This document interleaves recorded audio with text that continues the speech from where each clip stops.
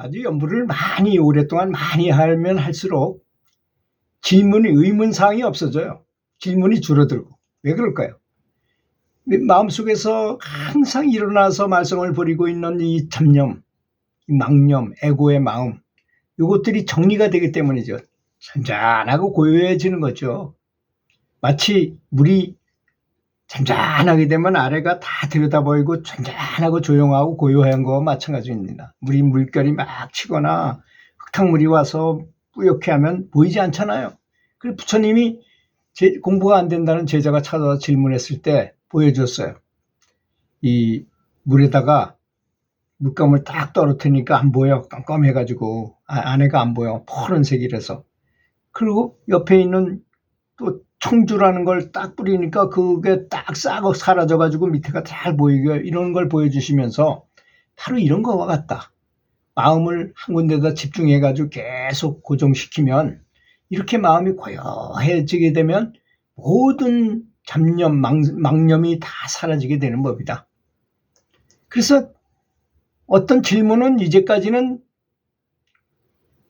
그때까지는 굉장히 중요하다는 질문 생각이었는데 막상 연구를 열심히 하다 보면 마음이 잔잔해지고 보니까 전혀 중요하지 않아지더라 이거야. 그전에는 내가 뭐 승진을 내거나 돈을 많이 벌어야 되거나 이런 것에 관심을 덜고 아주 내 돈을 가지고 띄어먹고 가버린 사람 때문에 스트레스도 엄청나게 받고 또 부부간에 바람을 피워서 굉장히 고통을 준 사람을 굉장히 미워하고 싫어하고 했었지만 연부를 해가지고 마음이 잔잔한 상태에 가보니까 그런 건 별 가치가 없는 것이라는 걸 깨닫더라는 것입니다.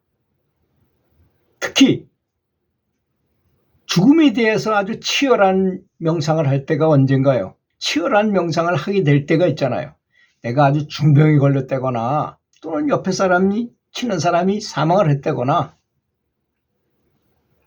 또 가족 중에 참 우리는 영원히 살 것처럼 느끼지만 저는 딸 자식이 어이없이 사망을 하는 걸 보고 사람은 살아있다는 것 자체가 이미 기적이구나라는 걸 절실하게 느꼈어요. 살아있는 것 자체가 감사하게 생각해야 된다는 생각을 많이 하게 됩니다.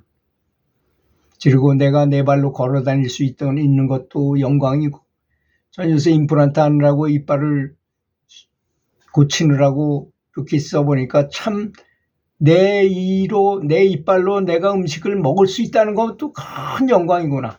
옛날 사람은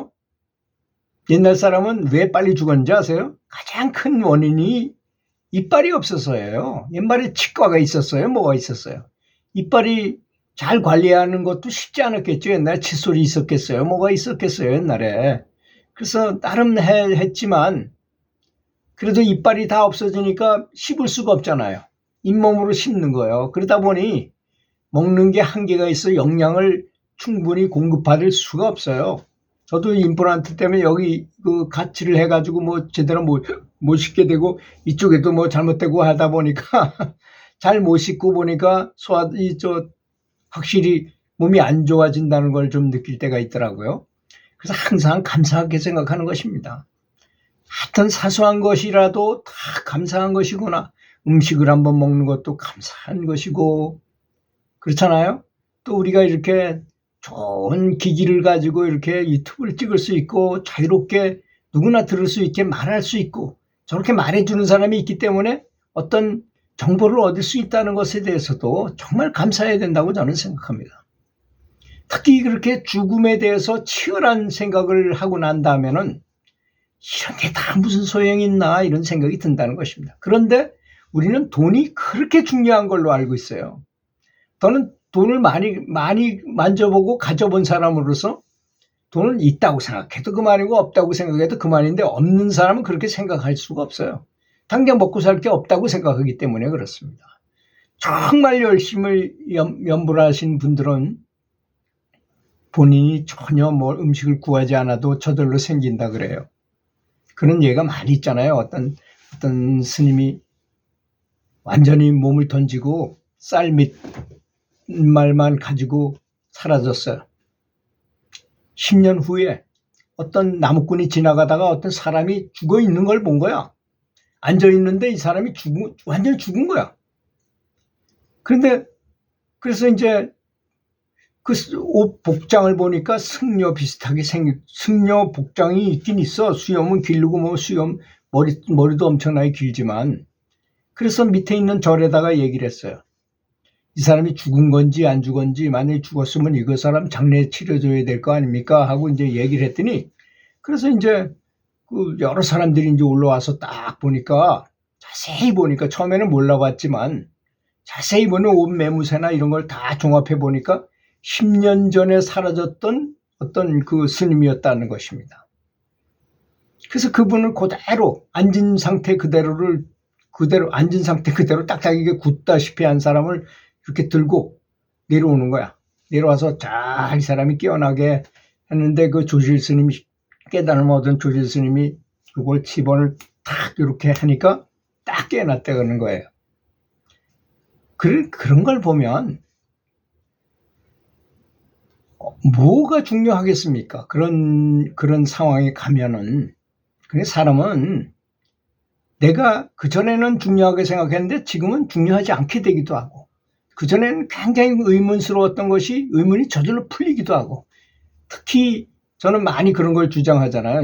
연구를 많이 하게 되면 지혜가, 우측뇌가 사용되다 보면 어떤 도형이 보이기도 하고, 어떤 형태가 보이기도 하고, 어떤 풍경이 보이기도 하고, 극락세계가 보이기도 하고, 이런 현상이 우뇌에서 일어나는 거잖아요. 평상시에는 좌뇌로만 생각하기 때문에 그런 것이 안 보이지만, 연구를 해가지고 전 뇌가, 양쪽 뇌가 다 활동을 하게 되니까 그런 현상이 일어나고 결국은 해탈의 경지까지 갈 수 있게 되는 것이거든요.